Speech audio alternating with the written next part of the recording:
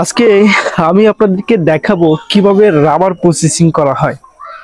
সর্বপ্রথম রাবার গাছ থেকে রাবারের কষগুলো নিয়ে আসা হয়।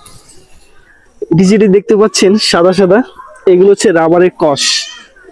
এই কষ দিয়ে হচ্ছে রাবার তৈরি করা হয়।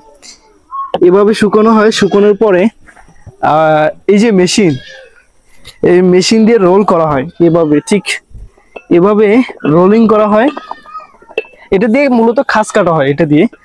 আর এখানে যেটি আছে এটা দিয়ে রোল করা হয়, মানে এই রাবারটা যে কোম্পানি পর্যন্ত পৌঁছাবে ওই পর্যন্ত যাওয়ার জন্য যে রোলটা করা হয় এখান থেকেই শুরু হয়, এরপরে দেশের বিভিন্ন জায়গায় পাঠায়।